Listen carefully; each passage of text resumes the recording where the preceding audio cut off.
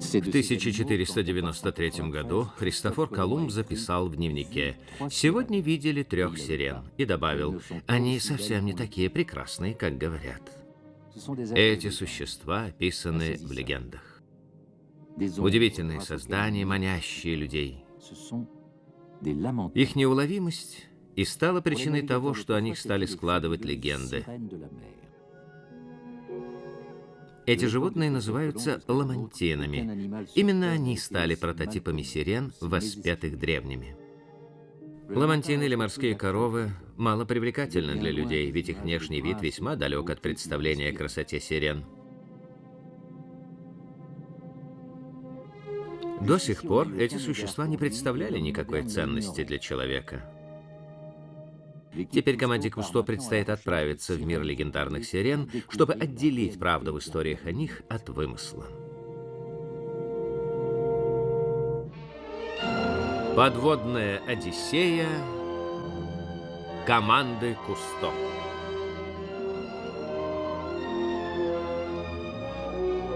Автор сценария Филипп Кусто.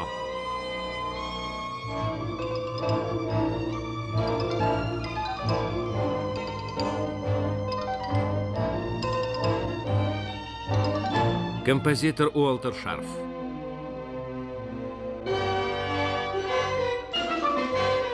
Посвящается нынешнему и будущим поколениям молодых. Совместное производство Жака Ива Кусто и Маршала Флома.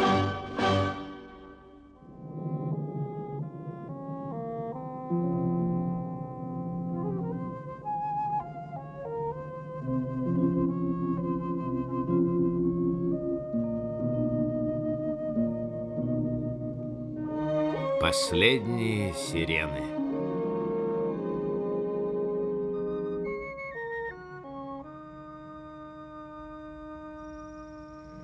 Экспедиции предстоит проникнуть вглубь болотистых низин Флориды, чтобы попытаться изучить этот вид млекопитающих. Здешние племена индейцев считали ламантинов волшебными существами. Конец осени.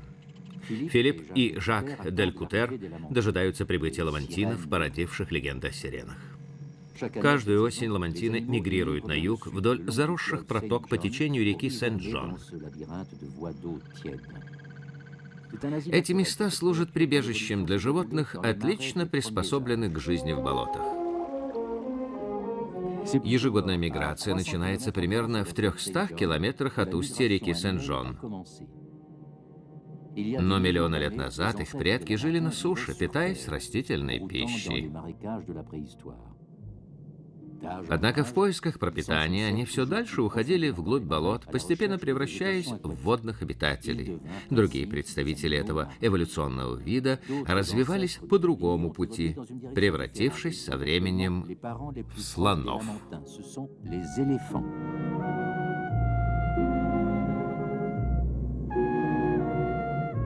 Когда-то ученые относили ламантинов к рыбам, как и тюленей, китов и дельфинов. Но сегодня они выделены в отдельный класс сирен.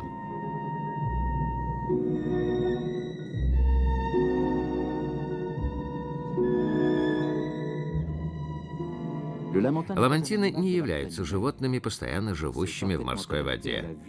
Они хорошо приспособлены для жизни на мелководье, в непрозрачной воде. Сигналом к началу миграции служат первые осенние бризы. Это предвестники того, что скоро придут холода. Ламантины любят тепло. В северной части Флориды ламантины могут найти убежище на зиму. В бассейне реки Блю-Спрингс расположено много теплых ключей, подогревающих воду и обеспечивающих ламантинам зимовку. Ламантины привлекают туристов. Коллегам капитана Кусто предстоит отправиться к истокам Блю-Спрингс. Нужно изучить болото Флориды, куда скоро приплывут на зимовку морские коровы. Мы собираемся осмотреть с вертолета их обычные места обитания, помеченные на карте бассейна реки Сент-Джон. On vous emmènera jusqu'à la source d'eau chaude. Ok. D'accord.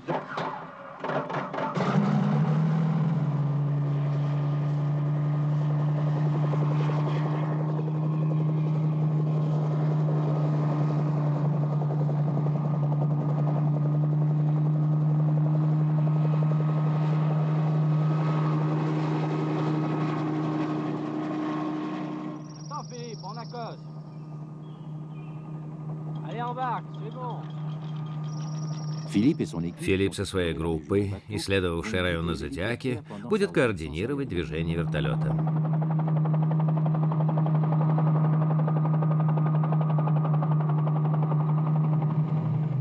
А чуть южнее ламантины продолжают свой путь на север, к источникам Блю-Спрингс.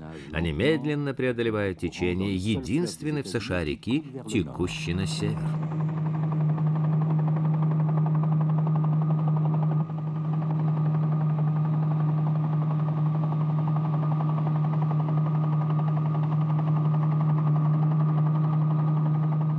Река Сен-Джон является единственной в мире рекой, в которой ламантины живут круглый год.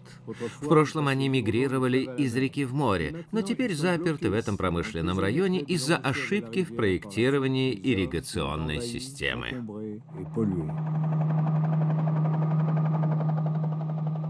Однако даже здесь еще сохранились уголки дикой природы, нетронутые человеком.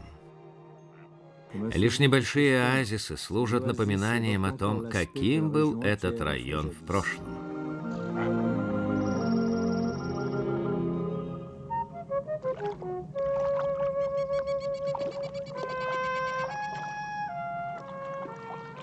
Ламантины никогда не путешествуют на пустой желудок. Они движутся на север вдоль полосы пышной растительности. Для таких убежденных вегетарианцев, как морские коровы, река Сен-Джон представляет собой идеальное пастбище длиной около 500 километров.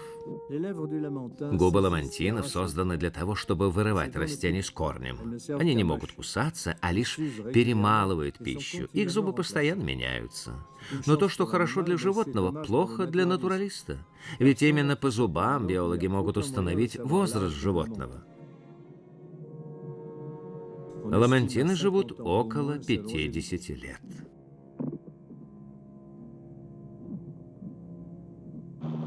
Вот уголок природы, обеспечивающий выживание популяции ламантинов. Вокруг меня простираются низины, площадь которых, как и численность ламантинов, постепенно уменьшается.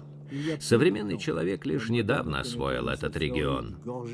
Раньше это место было раем для диких животных, а сегодня превратилось в некий памятник населявшим его живым существам.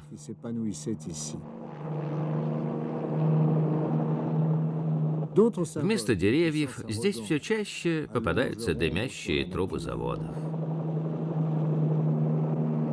Бесконтрольное расходование ресурсов этого региона привело к почти полному уничтожению мест обитания популяции ламантинов. Осматривая протоки Блю-Спрингс, капитан Кусто старается не потерять лодку Филиппа, служащего ему проводником в этой стране морских коров.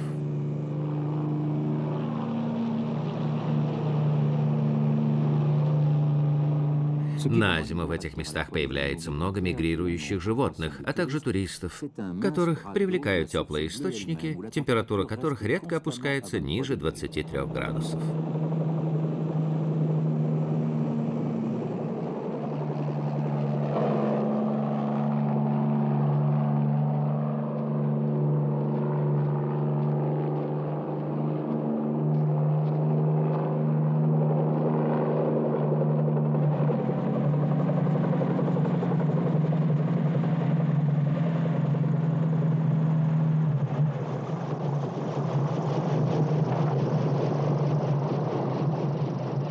Чтобы добраться до места обитания ламантинов, капитану Кусто пришлось пролететь более 400 километров.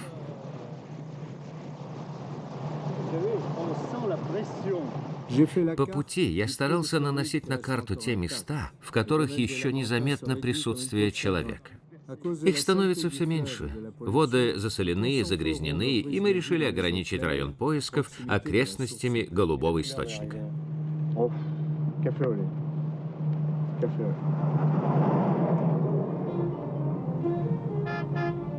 В конце ноября национальный парк Блю Спрингс наводняют сотни туристов.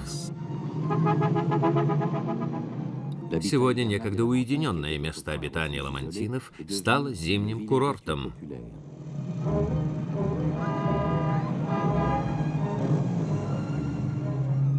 В холодное время года в этом районе стоит по-летнему теплая погода, привлекающая сюда любителей туризма, гребли и подводного плавания со всего побережья.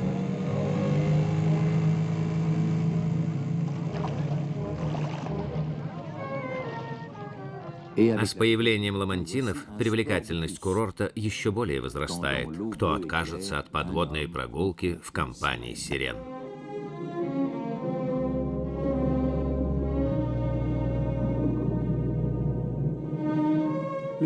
У любителей подводного спорта доброе намерение.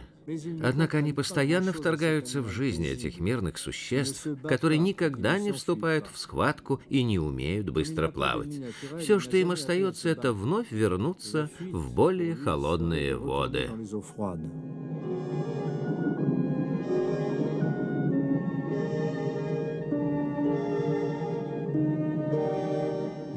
Ламантины проплывают большую часть реки Сен-Жон, чтобы согреться в этих водах и обрести здесь убежище. Однако небольшой рукав, в котором жили поколения их предков, больше не принадлежит им.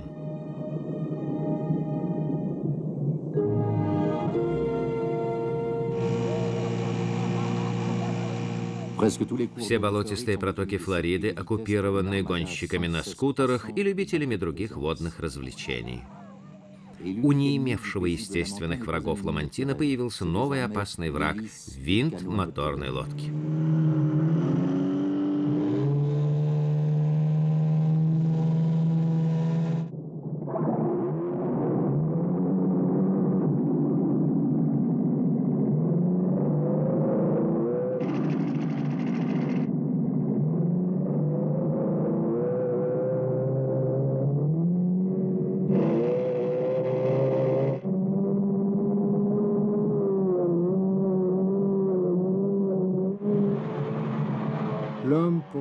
В этих местах человек преследует лишь одну цель – развлечься, а невольными жертвами становятся ламантины.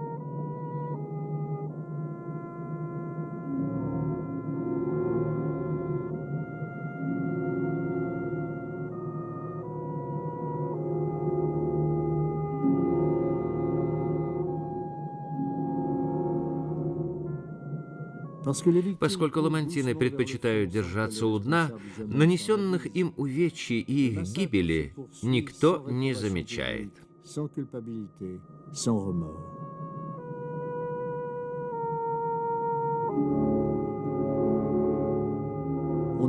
Ламантины долгое время считались бесполезными животными.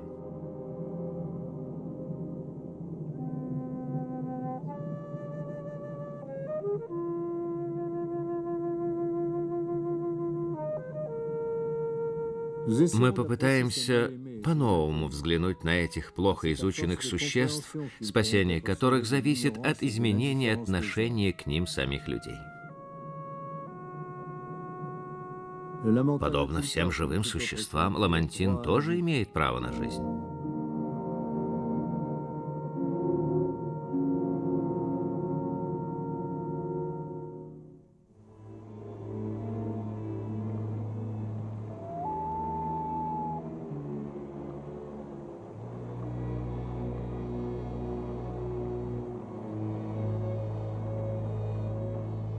Встречи ныряльщиков команды Кусто с ламантинами происходят ранним утром.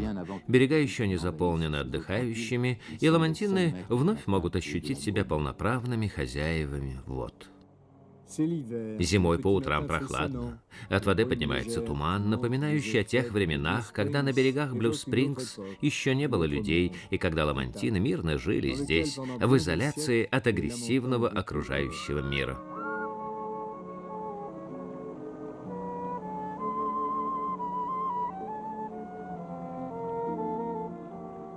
В это время года здесь можно встретить особи, еще не потревоженные появлением человека, в их естественной среде обитания, спокойствие которой еще не нарушено.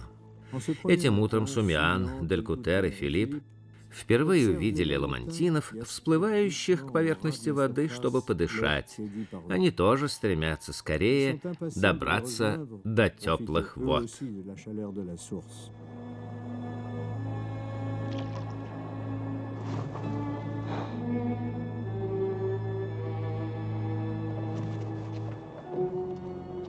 Чтобы не пугать животных, ныряльщики решили использовать кислородные аппараты замкнутого цикла, не выпускающие пузырьков. Ученые рассчитывают, что в ходе исследований будет получена полная информация об этом ранее малоизвестном науке животном.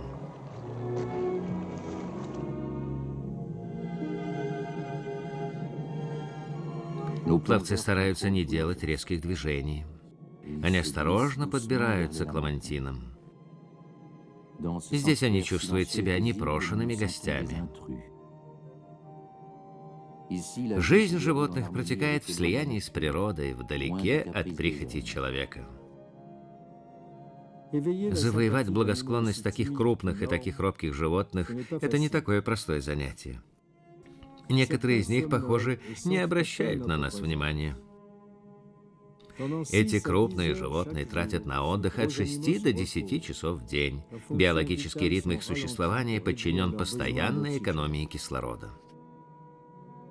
Во время бодрствования они поднимаются на поверхность для дыхания каждые 2 минуты, но в период покоя всего раз в 4 минуты.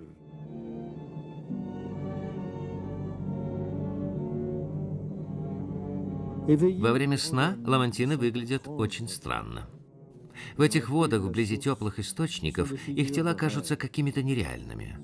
Однако сомневаться в реальности этих живых существ весом до 500 килограммов не приходится.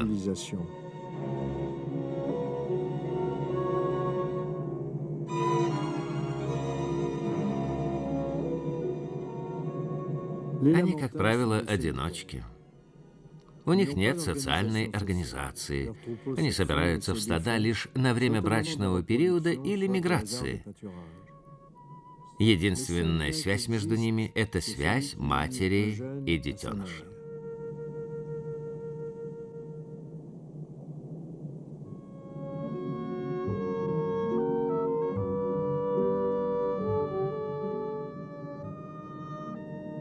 Соски расположены у самки под плавниками, что удобно для малыша, но весьма не характерно для мифических сирен. Нам впервые удалось заснять момент кормления.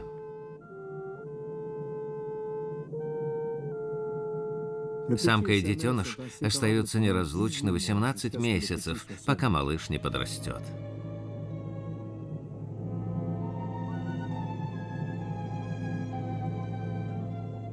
А пока они отдыхают в тепле термального источника. Однако в этих местах мало растительности, пригодной для питания, и время от времени взрослые особи вынуждены спускаться по протоке вниз к реке.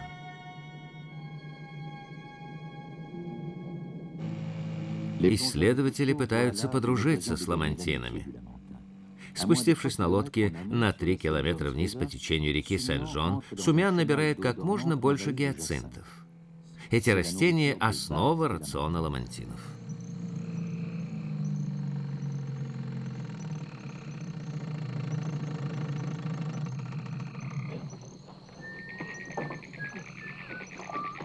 Водные гиацинты считаются сорняками. Из-за них устроители водных развлечений терпят серьезные убытки.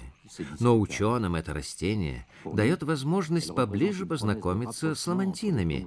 Все зависит от того, примут ли эти животные наше скромное подношение.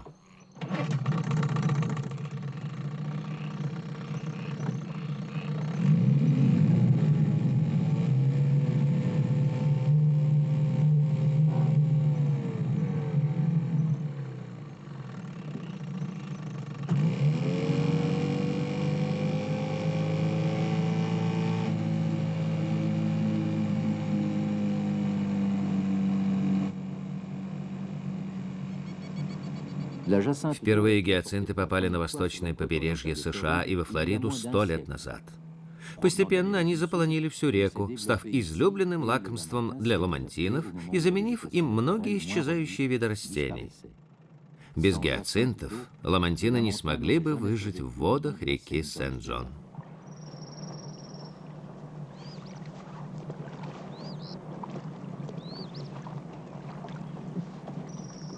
Филипп надеется, что растения позволят нам заманить ламантинов в более чистые воды у истоков реки, где животных можно будет снять на кинокамеру.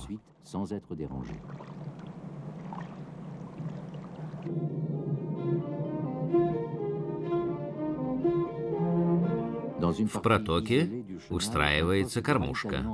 При помощи веревок растения удерживаются на плаву.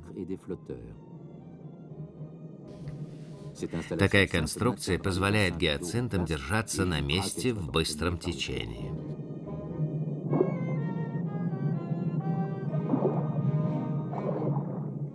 Это как бы плавучий сад, своеобразная кормушка для ламантинов.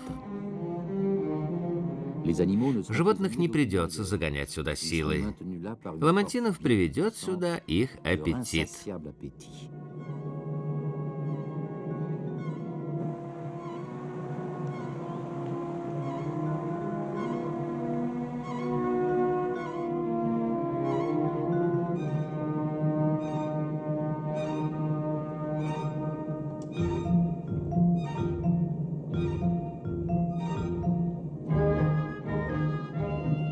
Мы узнаем, что робость ламантинов отступает перед чувством голода. Ежедневно они тратят на еду от 6 до 8 часов, поглощая сочные побеги гиацинтов. Это настоящее живое воплощение аппетита длиной до 4 метров. Доминик протягивает ламантину побег гиацинта. Согласится ли животное брать из рук людей пищу?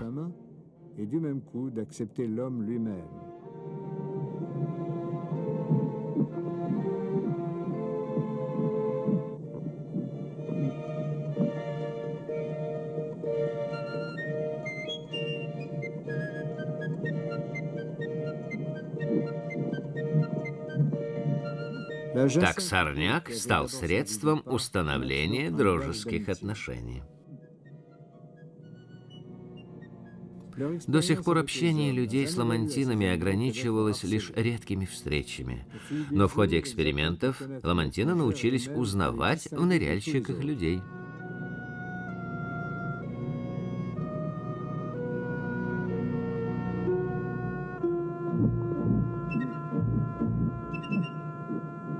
Молодые особи настроены дружелюбно, вероятно, за счет врожденного любопытства и доверчивости.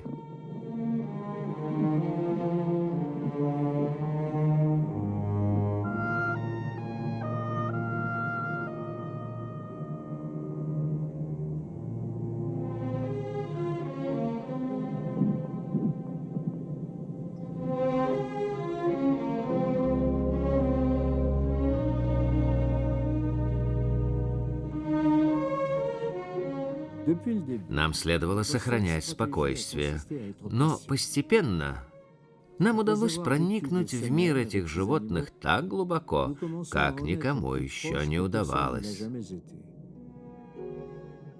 Вначале их влекло к нам чувство любопытства, на смену которому постепенно пришло доверие, в свою очередь, сменившееся чем-то уже более похожим на дружбу.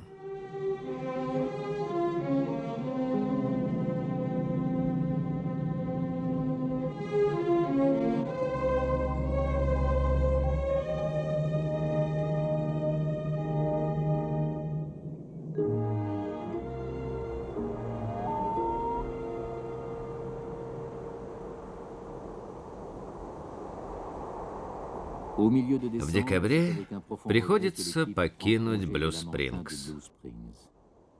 Заканчивая работу, все мы испытывали к этим животным глубокую симпатию.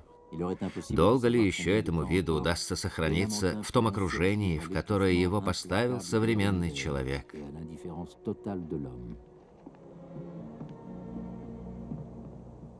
Попрощавшись с животными, исследователи отправляются на юг, чтобы познакомиться с уникальным ламантином, которого зовут Сэмом Ассенизатором.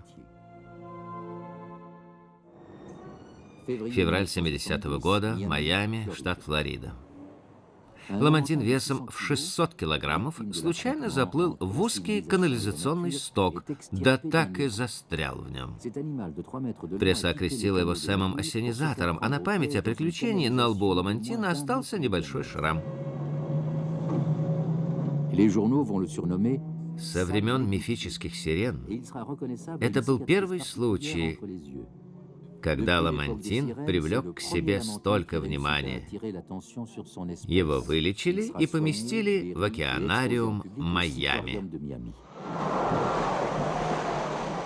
Много людей приходят в океанариумы, чтобы посмотреть на трюки, которым там обучают тюленей, дельфинов и косаток.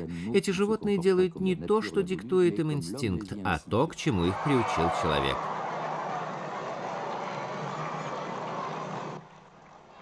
Неподалеку от аттракциона с касатками находится неприметный бассейн с животным, который так и не сумел освоить никаких трюков и к которому мало кто приходит.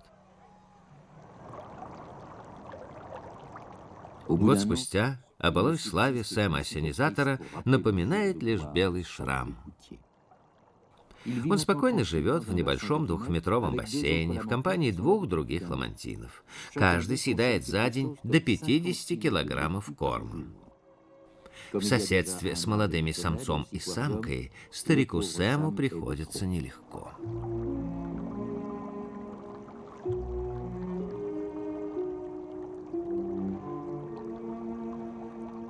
Однако точка в истории Сэма Ассенизатора еще не поставлена. Капитан Кусто собирается вернуть ламантина в его природную среду обитания.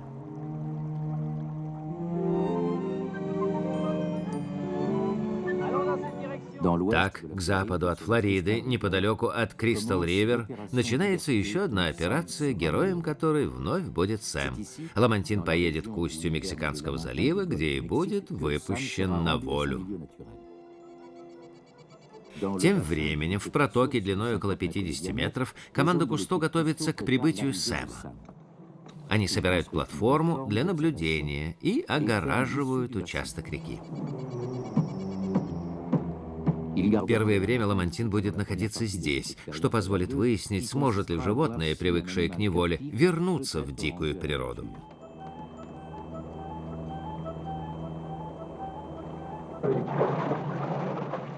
Океанариум в Майами стал отправной точкой путешествия Сэма. Теперь ученым предстоит убедить полутонное создание добровольно забраться в контейнер с герметичными стенками.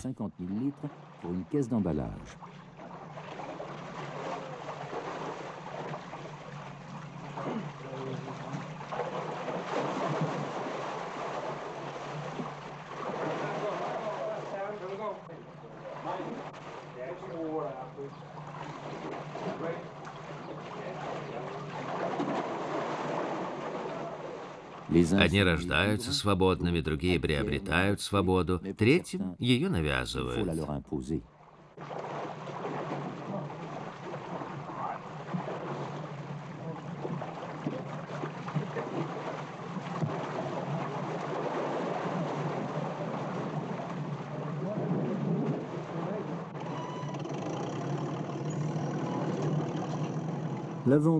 Новое приключение дает Сэму возможность вернуться к той жизни, которую он вел раньше.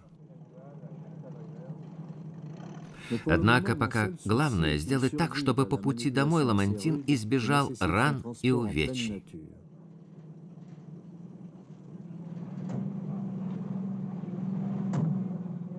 «13 месяцев назад специалисты океанариума извлекли Сэма из западни. Они вылечили его и приютили. Теперь с их помощью ему предстоит отправиться в путешествие длиной в 1000 километров.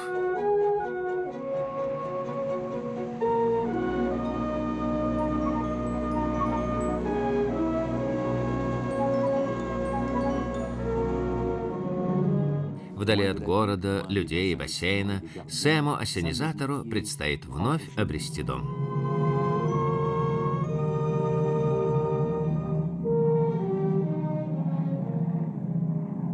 Во время путешествия животное будет сопровождать врач Джесс Уайт.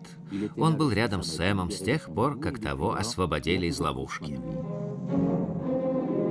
Дорога до берегов Кристал-Ривер на северо-западе Флориды занимает 2 часа.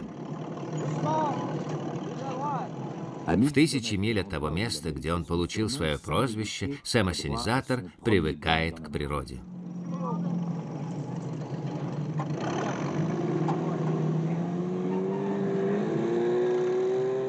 В 800 метрах от основного течения реки находится заводь, названная Кусто заводью Сэма.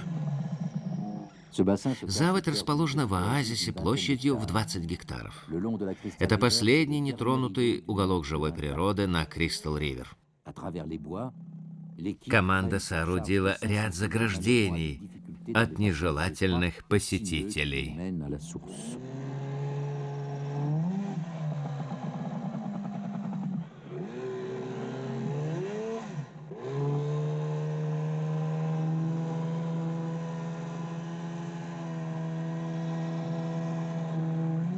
Здесь, среди бурной зелени, я вновь и вновь задавал себе вопрос: осуществима ли наша задача?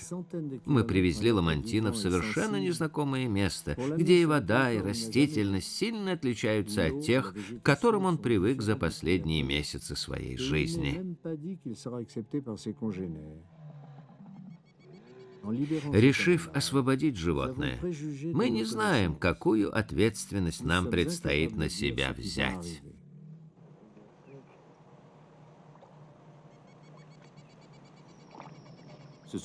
Подходят последние минуты заточения Сэма. Libération de Stuart Sam. Du moins tentative de libération.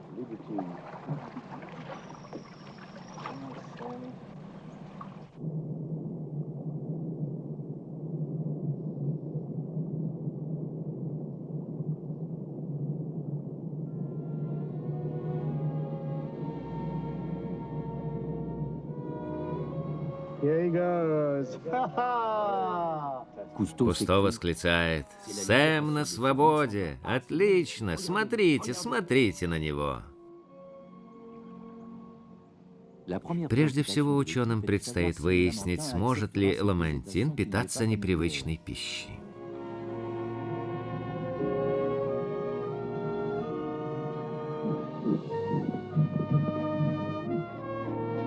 Животное сразу же обращает внимание на водоросль вида гидрилла, и это несмотря на то, что до этого он питался совсем другими растениями. Так начинается процесс возвращения в естественную среду. Для мифической сирены это выглядело бы несколько неуклюже, но свобода нашего друга Сэма стоит того.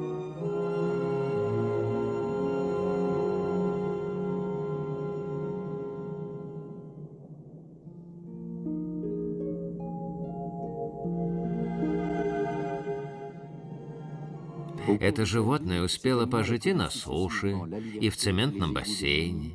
Теперь ему предстоит провести 2 недели в компании аквалангистов, стремящихся убедиться в том, что у него все хорошо.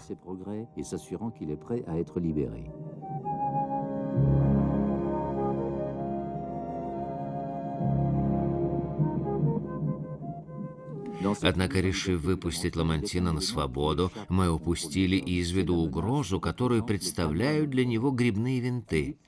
Филипп рассказывает, что он не видел ни одного ламантина без ранений. Доктор Уайт соглашается с ним. Все ламантины попадают под винты.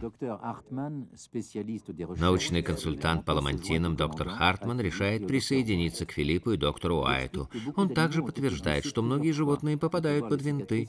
Часто вся их кожа покрыта шрамами. По мнению Кусто, главной угрозой для ламантинов являются моторные лодки. Доктор также замечает, что ламантины часто становятся жертвами подводной охоты. Их убивают просто из спортивного интереса. По словам доктора, его знакомый, живущий на берегу Кристал-Ривер, рассказал ему, что видел ламантина, из спины которого торчали грабли. Кто-то взял грабли и всадил их в спину ламантина, а потом не смог вытащить.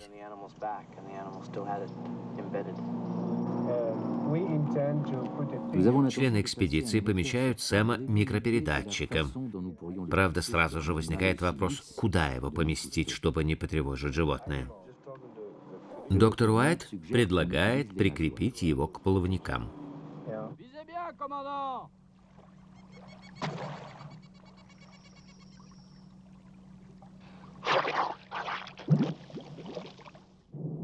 Чтобы прикрепить передатчик, ученым нужно вначале завоевать доверие животного.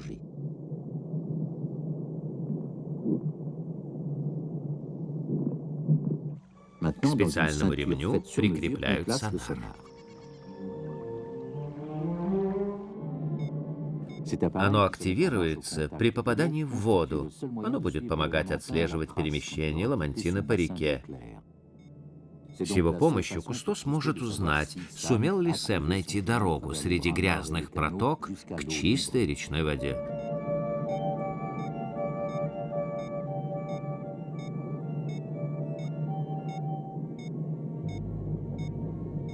Пояс с передатчиком через несколько дней спадет с тела ламантина сам. По идее, он закрепляется вокруг ласт животного.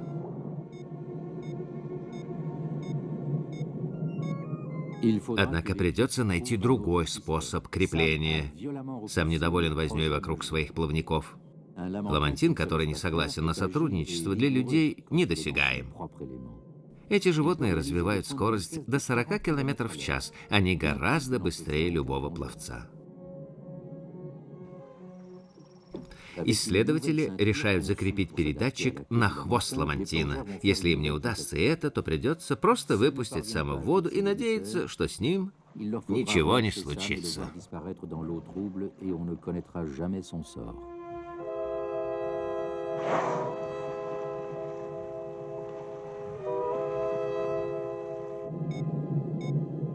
В небольшой заводе, оглашаемой звуками передатчика, человек и животное пытаются перехитрить друг друга. Если человек проиграет, неудача ждет обоих.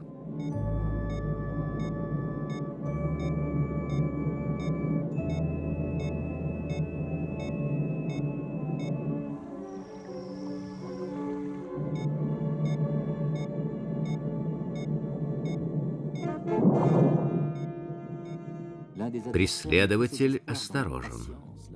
Что касается ламантина, то он целиком положился на свой инстинкт.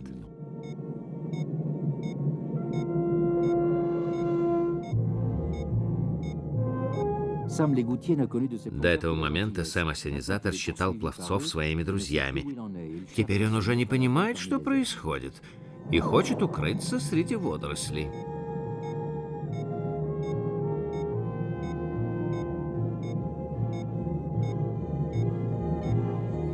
Но передатчик все-таки удается закрепить на теле животного.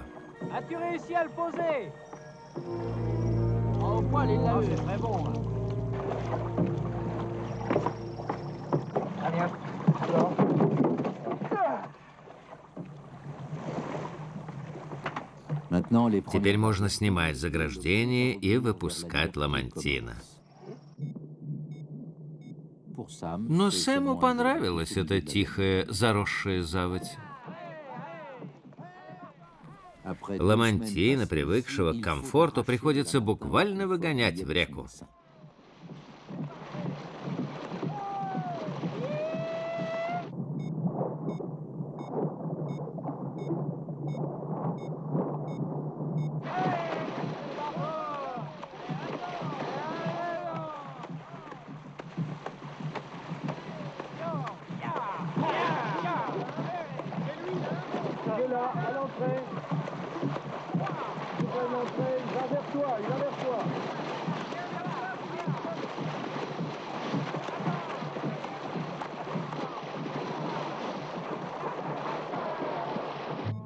Наконец, тот направляется к реке, оставляя в прошлом свое прозвище. Теперь уже никто не назовет его Сэмом Ассенизатором. Участники экспедиции снимают последний барьер на пути Сэма в воды Кристал-Ривер. И вот последней преграды между свободой и рабством больше нет. Тем временем Кусто и его коллеги пытаются поймать сигнал гидропередатчика. С его помощью они могут следить за перемещениями ламантина. Теперь единственная связь с животным — это всего лишь цепочка слабых акустических сигналов.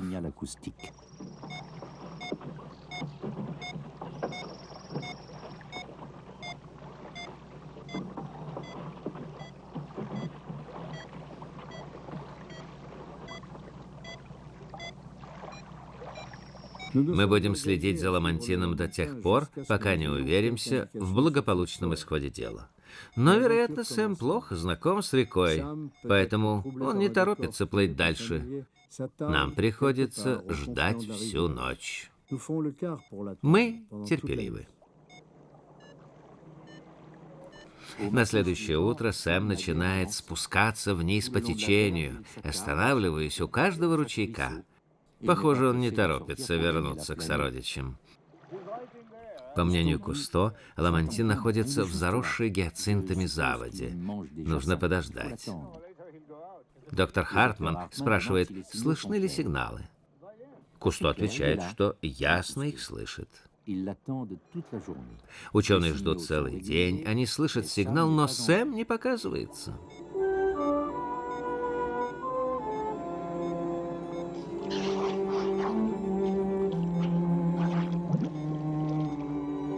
Наконец он появляется среди гиацинтов.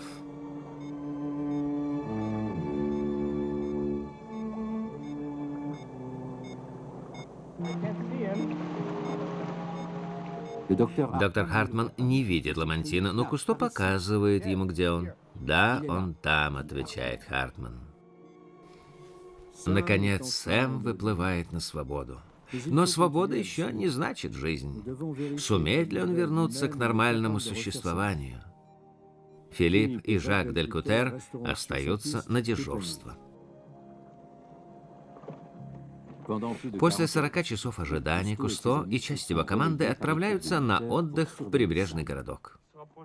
Утром третьего дня капитану Кусто предстоит покинуть это место, и он поручает Филиппу убедиться в том, что с ламантином все в порядке. Кусто связывается с Филиппом по рации. Allô Philippe, m'entends-tu? Nous sommes prêts à partir, nous allons quitter Port-Paradise. Over. Члены его группы оказались не так уж и далеко, всего в 3 километрах, на небольшой отмели, где река расширяется.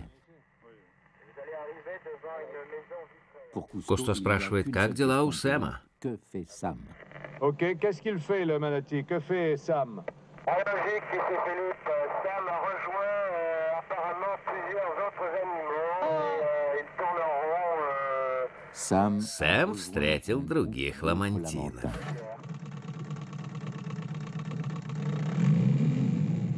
Результат эксперимента превзошел все ожидания. Сэм прекрасно адаптировался. Он вернулся к своему образу жизни в живой природе. Он встретил сородичей.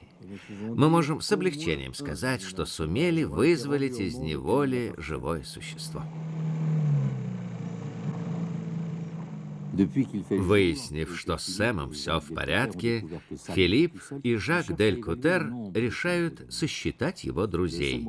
Они пытаются считать по головам.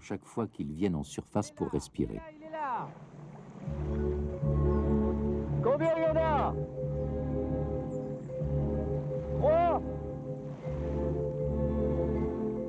Au moins 3. Точную цифру назвать трудно, но в группе, кажется, 3-4 особи. Сэм нашел себе друзей. Теперь он продолжает свой путь на юг, а мы от всего сердца желаем ему удачи.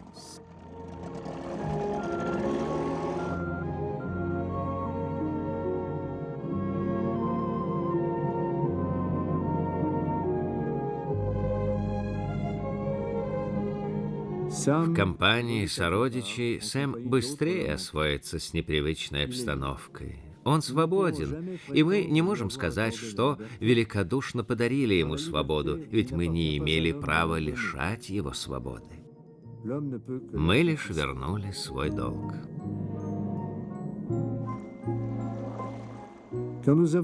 Выпустив Сэма на волю, мы восстановили справедливость, вернули ему то, что принадлежало по праву.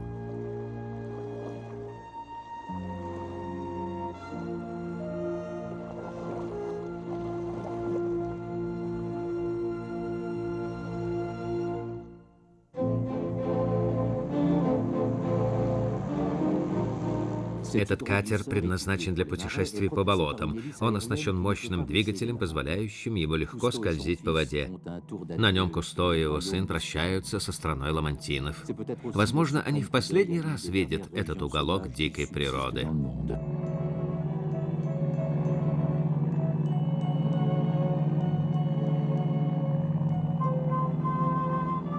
Аэроглиссер позволяет проникать даже в самые труднодоступные уголки болот Флориды. Он создает прекрасные возможности как для натуралистов, так и для браконьеров. Именно на таких судах часто приплывают сюда охотники и ловцы редких животных. Этот уголок дикой природы должен быть защищен от посягательств. В том, что происходит сегодня во Флориде, виновата не техника, которую используют для сушения болот, а люди, которые ее сюда направляют, уничтожая уникальную по красоте природу.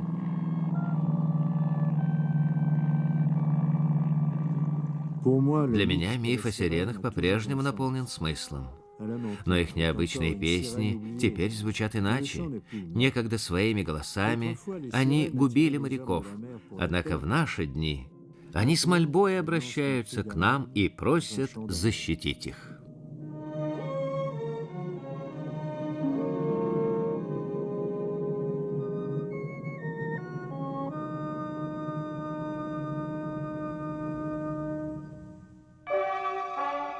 Фильм озвучен студией «Инис» по заказу «Союз Видео».